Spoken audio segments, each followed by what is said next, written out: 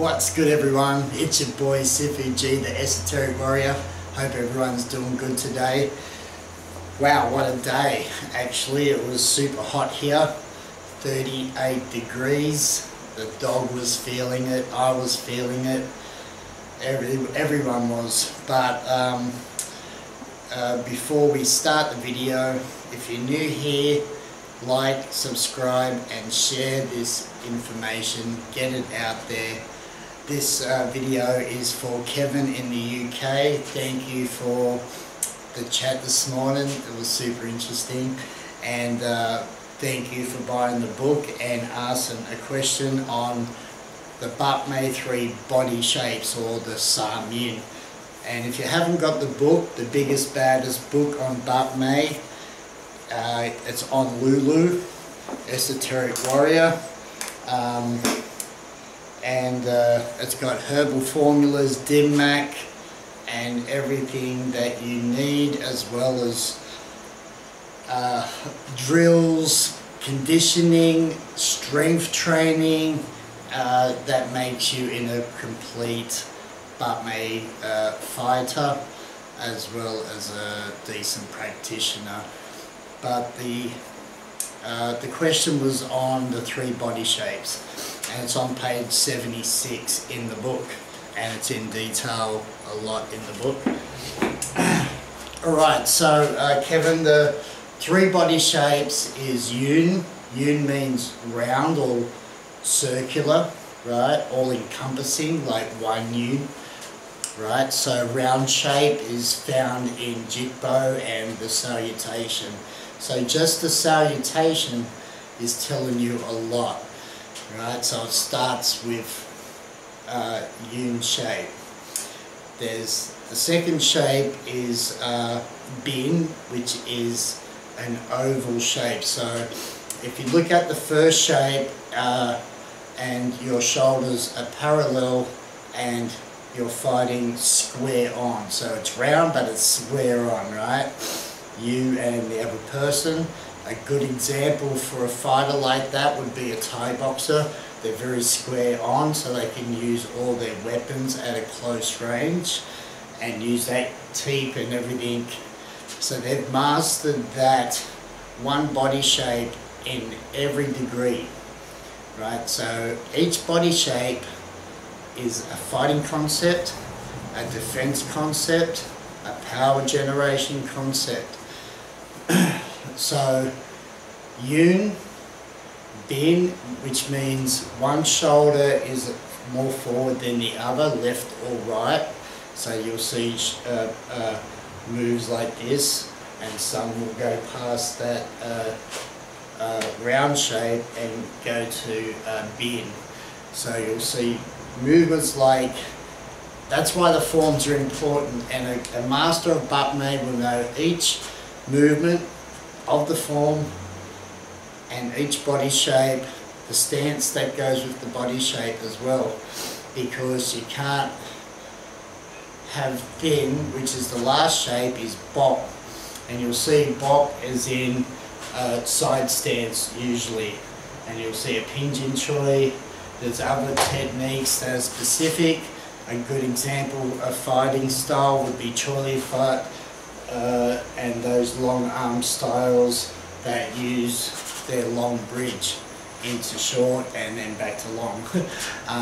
So they're masters of that long, big swinging, using that thin shape to get the distance away from the opponent, but they've got the side kicks, spinning back, because that stance utilizes that to work much easier, right? So the inventor has understood the certain body shape that worked for him and the most useful for his style.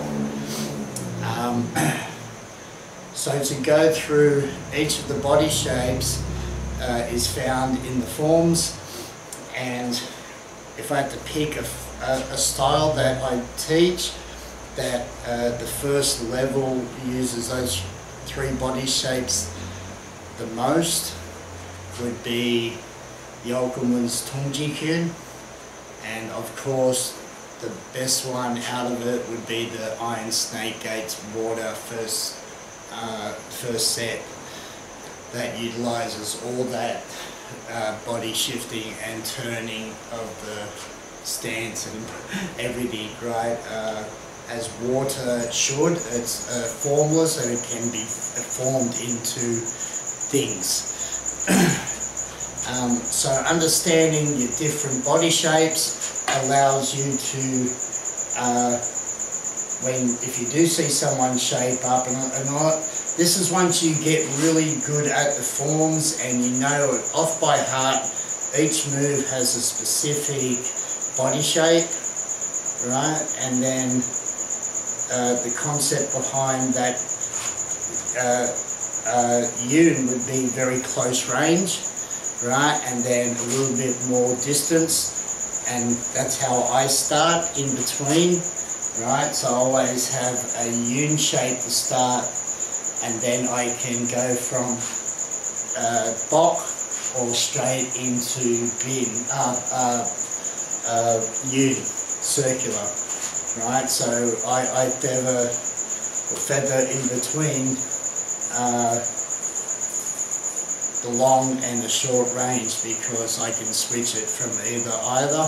And I usually see the long range in Bak Mei with the Pinjin Choi and the side stance as a finishing technique, right, to drive through. So in forms you'll see you'll do a move and then you'll either full step into a Pinjin Choi or go from the front stance into a horse stance, lead leg into a Pinjin Choi, and that should be the finishing strike through that opponent, right?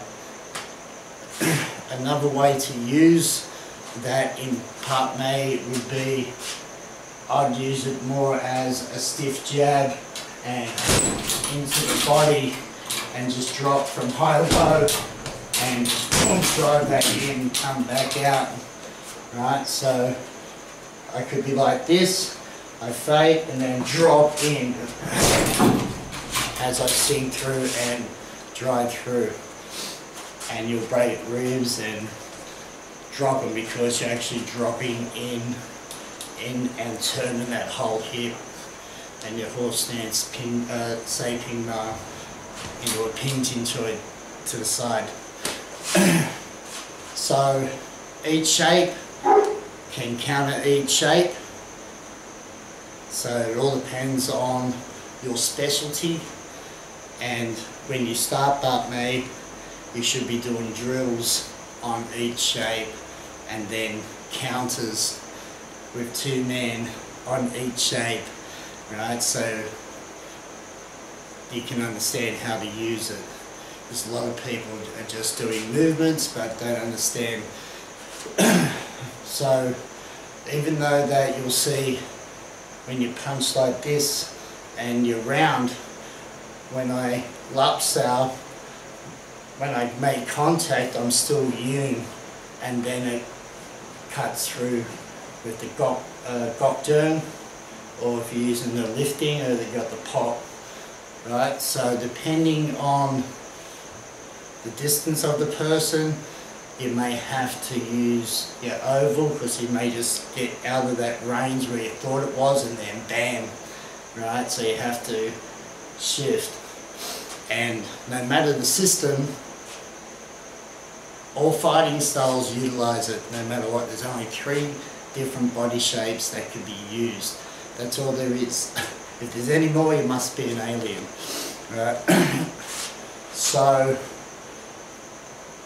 understanding all that, and then when you're in fighting, you're not going to be going, or was that Yun I'm supposed to be in? If you know it off by heart and your forms are good and you understand each move and how the body should be, and then the power, learn how to strengthen those shapes, right?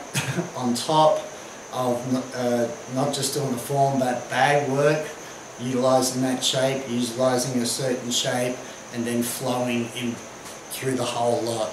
And that's how you lace it up to freestyle because you learn form then become formless, right? So you take the techniques, and only certain lot of techniques that you might be using that work for you, but as long as you've got those 3 different body shapes and stances for each of those shapes as it turns, then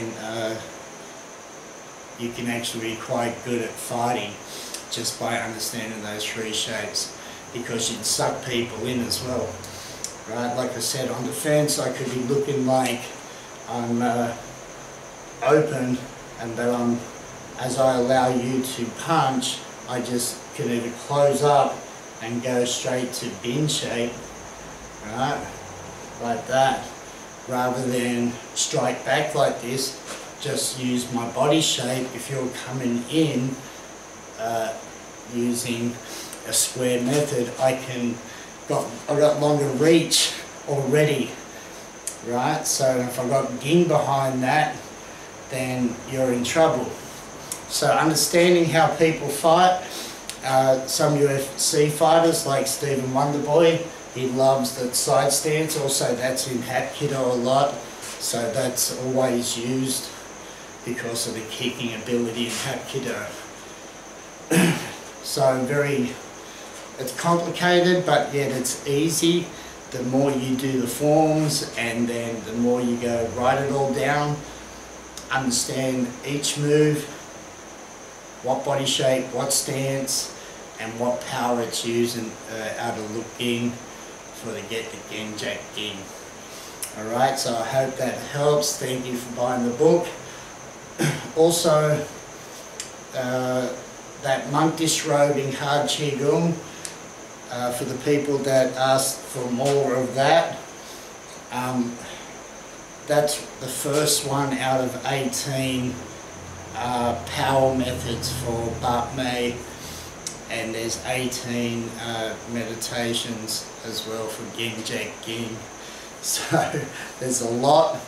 But if you would like to do the power generation and the hard Gonglik training, then let me know. I might do a book on the whole 18 hard power exercises.